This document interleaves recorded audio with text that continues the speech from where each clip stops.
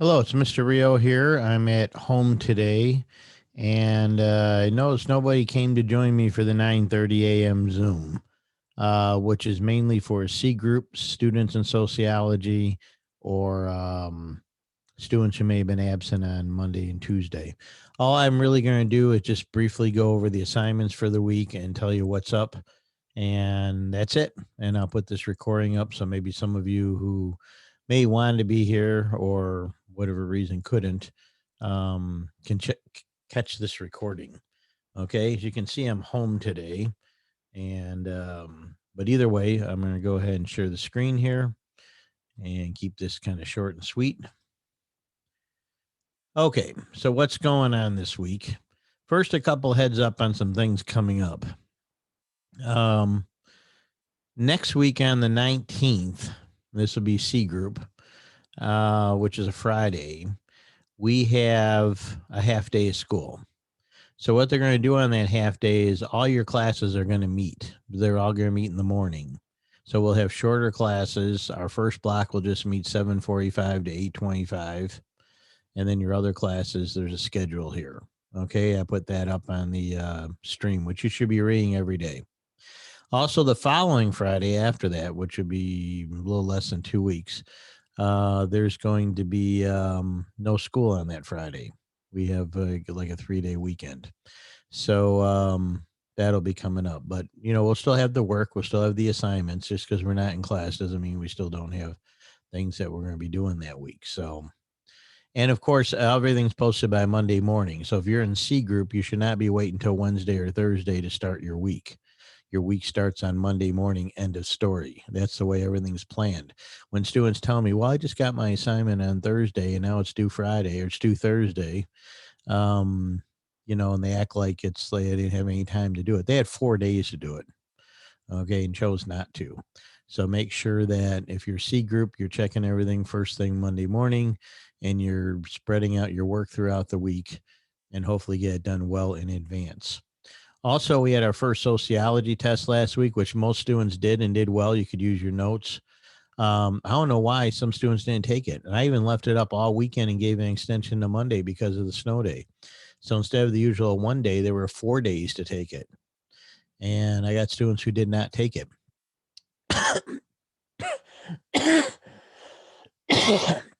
Excuse me. That's a 0 out of 100. And it's one thing if you didn't take it and you contact me and say, hey, I'm sick this week or something, but no contact, just didn't take it. So I assume they don't want any points out of 100. So I don't know why, because, that's a pretty important thing to do. And of course, you're in school, you're expected at least Monday through Friday to be reading and checking on top of everything that you need to do in all your classes. So there's no excuse. Okay. It's a matter of responsibility, and people are in high school now and they should know better. And if they have such bad habits now, their future is pretty bleak because they won't accomplish much in life and won't make much money and probably be stuck in bad jobs and probably get fired from those jobs. So you definitely want to get organized, get motivated, get your act together, and be on top of things. Okay, which most students were. 90% of the students were, so that's not a problem for most people. Okay, good. The classwork here. First of all, you might say, what's this attendance question thing, Mr. Rio? Well, we have to have some contacts with students. We all have a list of attendance students. That isn't everybody, but it's a number of students in our classes that we have to have contacts with. And students aren't always here 2 days a week. Sometimes people are absent. And also, we want to get some feedback on various topics. So I started this attendance questions, which I send out, and I want everyone to answer. They're fairly quick and easy. Just take a moment. And then number one, I get some feedback on various topics I ask about.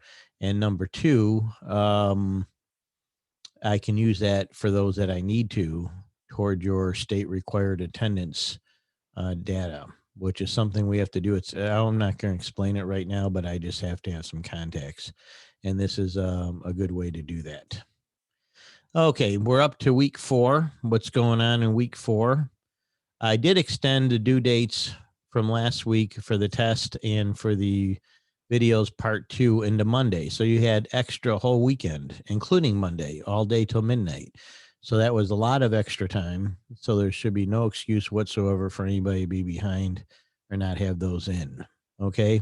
If there is some extenuating circumstance in your life, there's a death in the family, or you get extremely sick or in the hospital, or things like that happen, contact me privately and we'll discuss. But if I don't hear from you and I just assume everything's fine, and if someone doesn't get something in, that they're just being lazy. Now, if you're stuck on something, you don't know how to do it, I'm not talking about those people, then you contact me and we find a way to help you. Okay. If I can help you through texting or email, if we have to meet online or in person, we'll figure out what needs to be done. But most of the stuff is fairly easy. It shouldn't be that hard. And even when you're doing like a summary of a video, I just ask you do your best. And always start with the premise that, okay, I watched this video. I'm writing for somebody who's never seen the video. I'm not writing for Mr. Rio. I'm writing as if somebody read my summary. So start with the obvious. What's the video about? That could be your first sentence. Okay. If the video is connected to stuff in our notes, feel free to look at those sections of our notes. If it's talking about norms or um, laws or values or culture, you know, look in the notes, see what's there. If you need to do a Google search to get you a little more information on the topic, that's okay, in case you missed something from the video or whatever. And you can always put some examples from the video. So I give you a lot of flexibility there. If I ask for 4 or 5 sentences, write 4 or 5 sentences. If you write 1 or 2, then you're not going to get full credit, and I'll have to mark you down because you're not even attempting the minimum requirements. For those who are doing it and doing it correctly, I'm not grading it hard at all. You're getting all the points if you're meeting the minimum requirements and doing a good faith effort. If you do something that does fall a little bit short somewhere, I'll give you some feedback, or you can ask me, like, why didn't I get all the points? And in most cases, I'll let you fix it. I don't want that to be a habit, but there's some misunderstanding or something, especially earlier in the semester, I'm more lenient about that. So make sure you get everything in time, do it correctly, do a good job. And if some extenuating problem comes up, contact me immediately, okay? Or as soon as you can. Now, into this week, we have, we got some things coming due tomorrow. So I'll start with that. One of them is a TED Talk here, How Culture Drives Behavior. It's about a guy who's French Canadian. He had lived in Belgium, I believe, or been there, and then he was living in Norway. And he talked about dealing with all different people of all different backgrounds and different cultures, and the way they behave and the way they act, and what's considered normal in one society and not normal in another society. And it's really interesting. It's only 12 minutes long. It's short. So there's a little assignment goes with it. You click here and you do your best on that. And that's really easy. So you can knock that out in probably less than half an hour.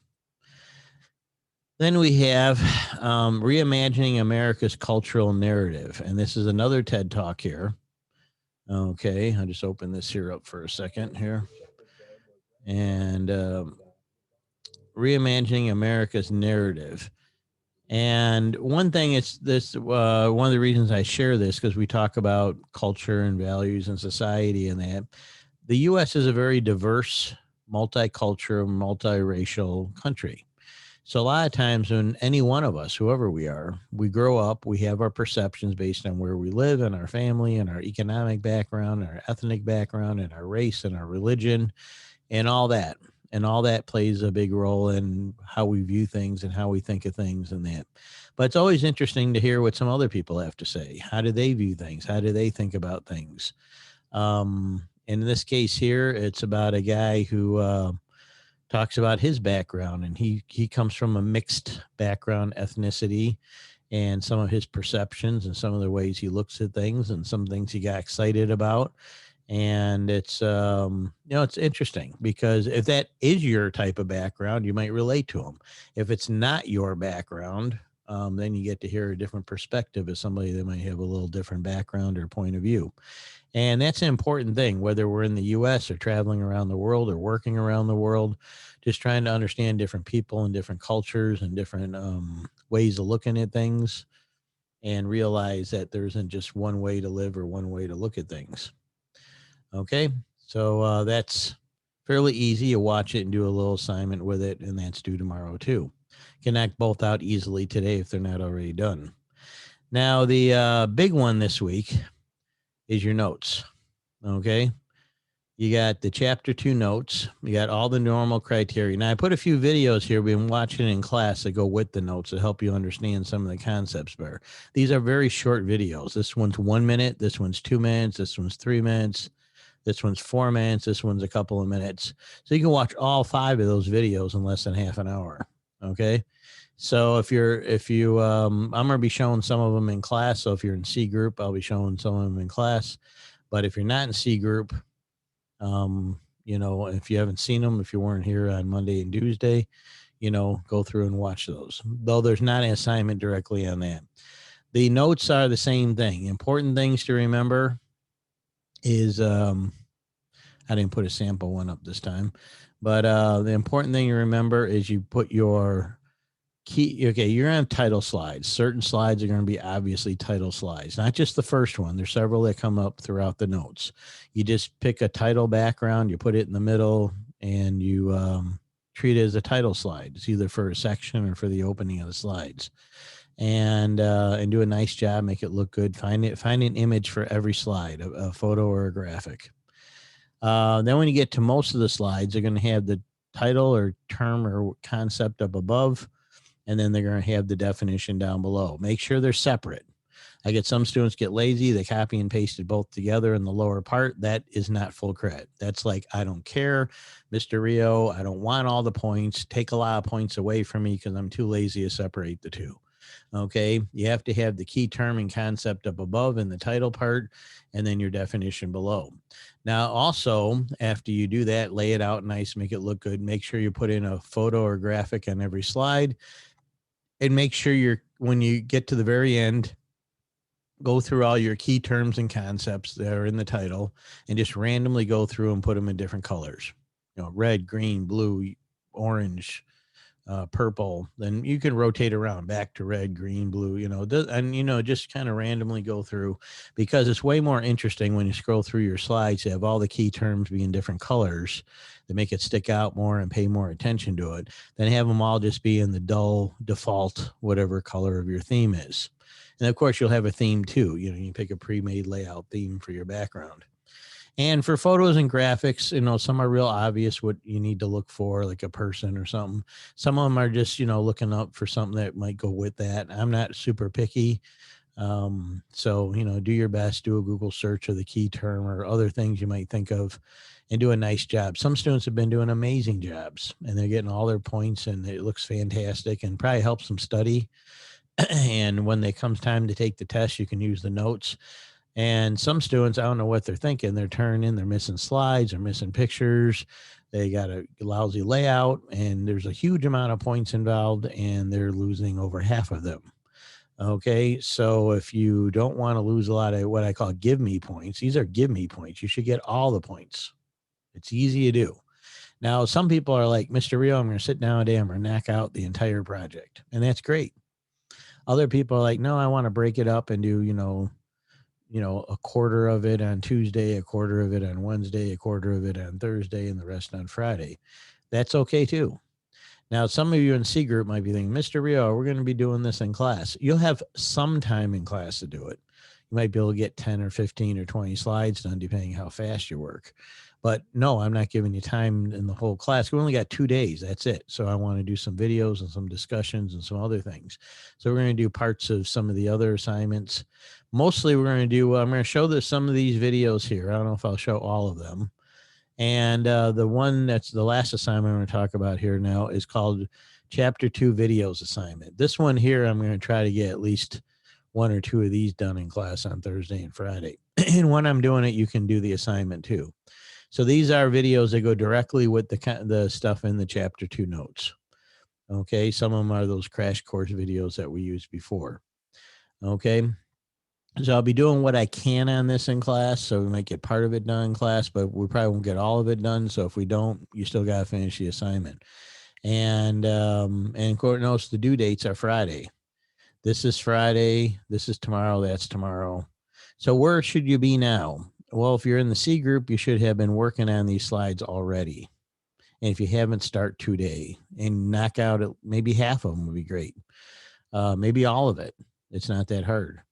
Okay, you might have some time in class, so if you want to leave a little bit to do in class, but knock out as much of this here you can. These two assignments are fairly easy. We may do one of them in class. The one we're most likely to do in class is the one about how culture drives behaviors. So if you want to hold off on that one, we may do that tomorrow in class. And then the videos assignment due Friday, we're going to probably do some of that. I don't know if it'll be Thursday or Friday, but we'll get to some of it, maybe not till Friday. And then we'll be wrapping up. And then whatever you don't get done by the end of class on Friday, you got the rest of Friday till midnight to get in on time and get that done.